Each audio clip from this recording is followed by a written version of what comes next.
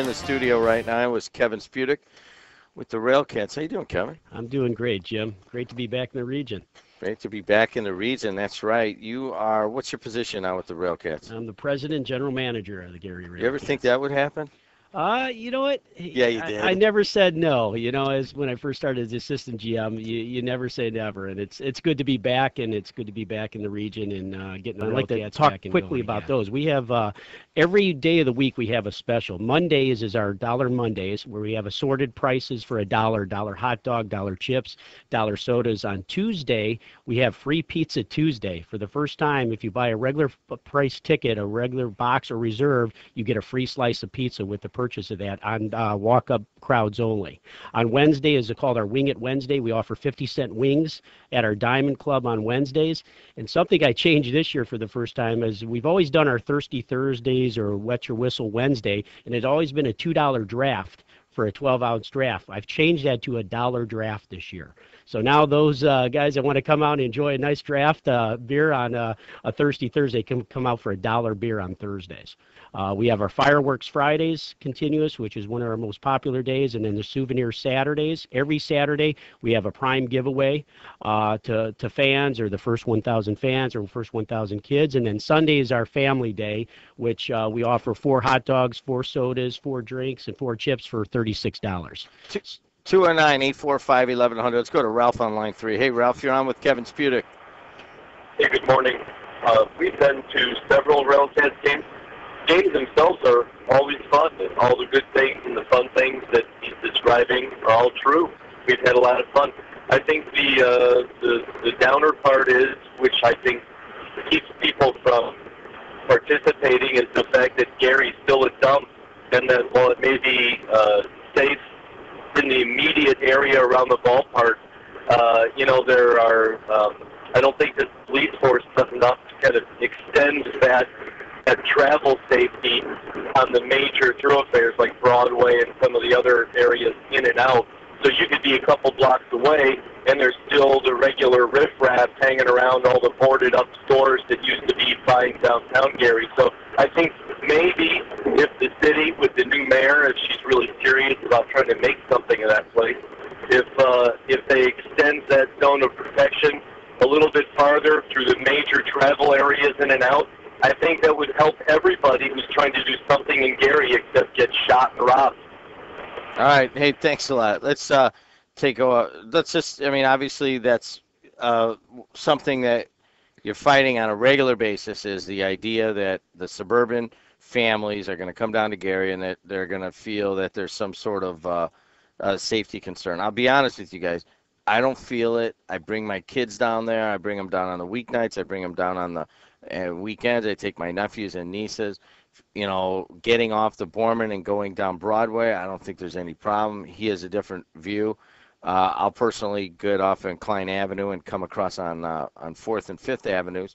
But he does bring up a good point. Karen Freeman Wilson is the new mayor. And how is she accepting? How are you guys working together with the Railcats? Well, since day one, since I got back, I've been part of Karen's inauguration committee, getting involved with the city, and it is my job and my goal single-handedly is I want to improve that area. As you know, we've been there 10 years. There hasn't been a lot of development that's happened by the stadium, but not only not a development, you got to make sure that area, like he mentioned, the caller just did, that it has to be cleaned up.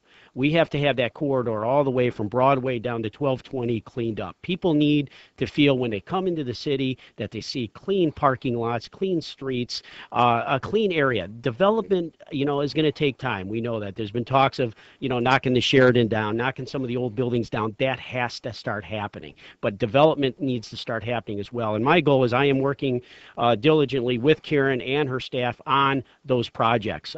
We are looking at some new projects with the old Bennigan's that used to be there on our location. It is no longer a Bennigan's. We redid the back area, put some money into that as an ownership group and call it our Diamond Club, where we rent that area out for different parties, and that's where we serve our 50-cent wings. And we're looking at a different project to put in the old Bennigan's location for some development. So it is an ongoing issue. We hope the Mayor Karen is a big fan of the stadium as well as a baseball fan, and that's a good thing. So I think she sees the promise that we have there, but she also knows how important it is because we are the only entity, you think about it, in Northwest Indiana that's bringing over 150 to 175,000 people from outside of Gary 50 nights a year into Gary. So that's a huge, huge plus for the city to have these people from the region coming into their beautiful city, and we need to make sure it stays I clean. do want to bring up one situation. I went to is it the Raleigh-Durham or is it the Durham Bulls? Durham Bulls. Raleigh has I want to say it was the Durham Bulls last summer.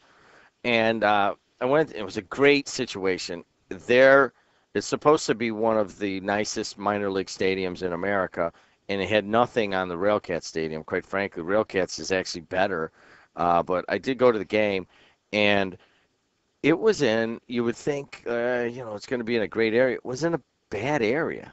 It was in a very bad area, but it was packed. It wasn't. I mean, it was sold out. I had to buy tickets for a minor league game on the street because I'm there with my wife and kid, and I'm like, well, I come all this way. I'm going to the game, so I had to actually scalp some tickets, which was entirely illegal because they had big signs out front. But it was in a bad, bad area. So minor league baseball, in and of itself, is typically in an urban setting in an older area of a town, even South Bend. That's in an older area. That's not a great area. So Gary is not alone in having this great stadium in an area that is surrounded by some high crime. No doubt about it. I think when they look at certain developments in certain urban little cities, just like Gary and stuff, the philosophy of it always build it, they will come, not necessarily always works, but they try to revitalize a little urban area or a little downtown area. And I think that was the goal of Gary when they had the stadium built. Let's build this beautiful stadium. Hopefully some of the development and the area around will start rebuilding the downtown Broadway exit. It does work in a lot of areas. Sometimes it takes a little longer for certain cities to grasp it and take off. And, we have been there 10 years. There has been growth. We do need the development to happen down there to expand upon, because we do, like you said, we got this gem of a stadium, beautiful stadium downtown, 6,000 seats, but we need other reasons for people to come down to Gary.